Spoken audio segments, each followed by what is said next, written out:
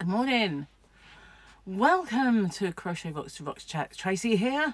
And if you haven't already, don't forget to hit the subscribe button and the notification bell. So today I have the scarf made with this. I haven't got it in here, but the winter sunshine scarf will pop up today.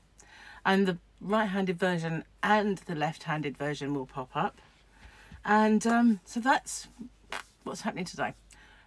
That was not what you... I don't know quite why that popped out like that, but it did. Well, I don't know that my hands and feet are actually getting any better today. I've kind of been hoping. So tomorrow I'm going to try and get an appointment for the doctor. I couldn't do it today because I overslept, you know, being a bit, well, lazy, I guess. Because, you know, it wasn't that late. I went to bed, but I was just zonked. So at the moment, I don't know. Excuse me, I'm going to try and I haven't got a drink. Not the best plan, Trace. Anyway, let's do the joke of the day, shall we? Oh, it's upside down. What is the best way to describe retirement? The never-ending coffee break. Tea break in my case. Which I didn't bring in with me, which, you know, I normally do. Nice cup of tea, but I just had my shower, brushed my teeth. So, and some, you know, some people don't like the taste of tea after they brush their teeth, but I really like it. Just saying. So I guess, are we halfway? No, we're not even halfway through this book yet. So those of you waiting to try the new one, it's going to take a little bit longer. Okay, I'm going to put a place marker in today. Whoa, it's been really lovely and sunny and warm. We've had a crazy bit of summer at the end. I mean, it's October and there's people out there. I saw a man yesterday walking just down the road here without his shirt on. Now, he was huge, you know. And why is it we get offended when we see men walking around like that? I mean, it used to embarrass me big time when my ex did it. You know, as soon as the sun out, off it come. We'd be walking down the street and off it'd come, you know. And then you'd go, anywhere you go, like on holiday, it's tops must be worn at all times. And, you know, they hate it abroad. They do. They hate that sort of thing. And it kind of just occurred to me at that point that maybe it's just an us thing, you know, a UK thing. It's not a very nice thing, I have to say. I guess, you know, if you're like The Rock and you're walking down the street with your top off, nobody bats them. Well, they do bat an eyelid, you know what I mean? But maybe it's not the same thing as usual, regular kind of people. Thankfully, you know, we're not at the stage where women do it. Even those ones that are kind of like geezer birds, you know, that... There used to be a TV programme. I've got a bit of a runny eye, excuse me. I don't know why. Probably slept too long or something. But there used to be this programme on the TV and it was kind of compelling viewing. I'm not a reality TV fan by any means. And Big Brother is back and I'm just like, oh, really? Anyway, this programme used to be called From Ladette to Lady. And they would get these girls who belched, farted, drank copious amounts of lager, or well, usually it was lager, and with their mates tore up the town, you know, causing mischief, doing all the things that you generally see young guys do. So they got called geezer birds, and they were trying to turn these women that were renowned for that kind of behaviour into ladies. So they would get a couple of, well, about 3 people from the top kind of finishing schools, and they would try to get these girls through kind of prep school like this, you know, and so that they could host a dinner party. And it was quite funny to watch sometimes because some of them they were all there, you know, to do it, but some of them would rebel. And, you know, you don't know how much of that was staged for the cameras, but... And at the end of it, they would have boys from the local public school for dinner, and and they'd have to be the hostess, and oh, it was hilarious. Out of all of the reality shows that were on, that one was the funniest, I think. To see these like very, very genteel and proper ladies shocked by the antics of these oiks, it was so funny. And, you know, to watch them slowly come to the realisation that, you know, the way they've been living is possibly a bit not right, really. Yeah. And they'd all get so invested in it, you know, in the end. Where in the beginning they were like giving him the bird, you know, you know, metaphorically speaking. Oh, that's a long word. I've got, you know, in my head I've got this, oh, now. And I shouldn't do it because you know what I said about all. Just saying. Gary is at the moment painting, I think, out in the conservatory with the passageway. The long passage that leads to the end. And we've chosen this red colour. And it has become, I know that this sounds silly, right? But it's really red. We kind of hoped that the wood that we'd got, because it was made up of lots of pressed pieces of different woods, would accept that in different ways. So it'd be like, some would be bright red and some would be really dark. I think we'd probably have to do about 50,000 coats to make any of it dark. So I bought a little tester of one that was called russet brown, but to look at it, it looked very red but dark red. So what I said we should do is like 3 coats of the normal on one test piece, like a spare bit, and then do 1 coat of this. Why am I giving you the actions? I don't know, but 1 coat of this dark one over the top to see if it kind of does that effect. If not, I haven't wasted much money. Just a test piece in a very small can. So yeah, that's what we're going to do. But it's looking nice because it's got all white kind of around the doors and the top. Hasn't put the skirting on yet until he finishes all his painting, but it will be really finished off really nicely. Yeah, so he's been busy and it's looking good, but it's very red at the moment. It's very kind of cherry. In a way, that's not a bad thing. The house is very white. You know, there's white walls. You can see it there. There's white there, which, don't get me wrong, is an attraction for spiders. So at least if you have a spider, you can see them a mile off, because every room virtually is white. It's really bad, but it is. Apart from maybe the kitchen with some tiling to break it up. But next stop, after the hallway is finished and the conservatory, Gary's going to start on the lounge. That's going to be fun. We're hoping to do that before Christmas, but that'll be everything: carpet, wall, ceiling, because it was the only room where he hasn't renewed the floors or what it needs doing, and he wants to get some of that tongue and groove stuff to put on the ceiling, which will look nice compared to, because everywhere you go, you know, it's either a little bit of Artex, a flat set. This one's flat, but one thing we don't want is tiling or papering, you know, because it all peels and it starts to look a bit ugh after a while. So that would be the next one, and it'll be a massive disruption. And then there's a couple of, well, the bedroom needs a new ceiling, and I'm not looking forward to that at all, you know. No, it's going to be very messy. That one, it's going to be very, very messy. So yeah, major work still going on in the house, but you know, it keeps him busy.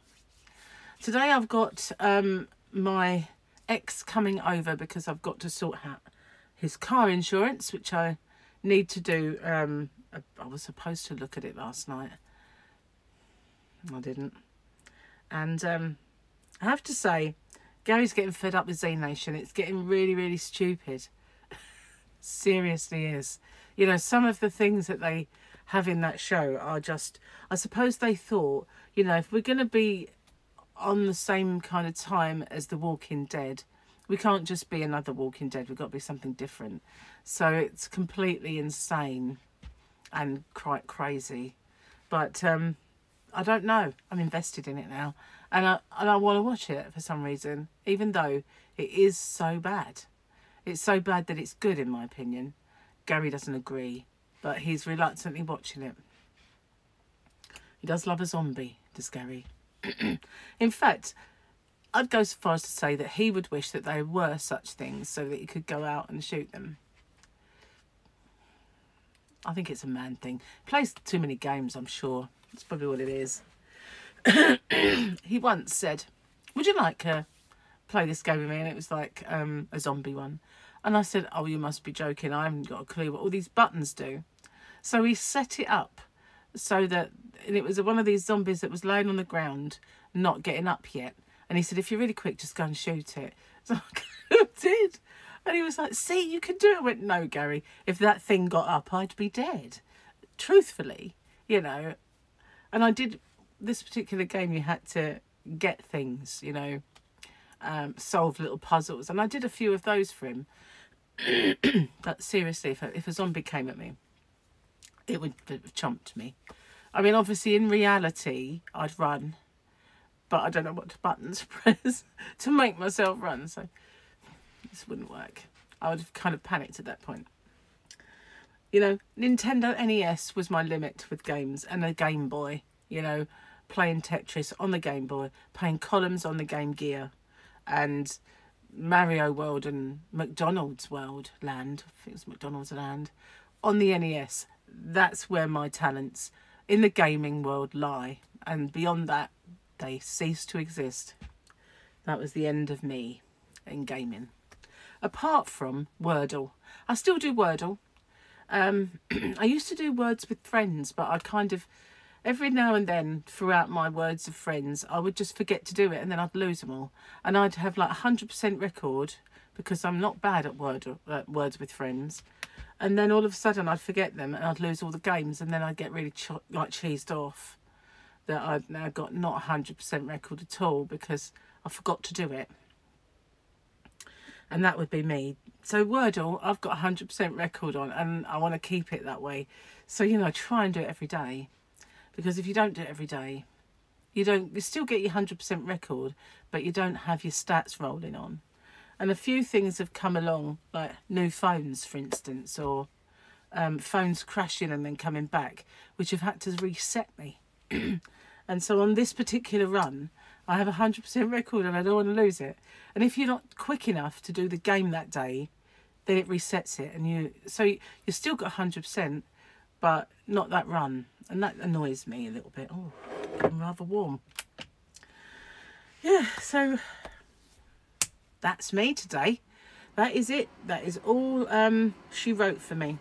Now tomorrow I'm going to try and get this appointment for the doctors. So what I might do is I might do some filming today for tomorrow, just in case I won't be around. And you know, I have no idea if I'll get in, and if I do, what time that appointment might be. So I'll film them ahead of time today while I can, although I have got rather a lot of jobs to do, and I don't mean for me.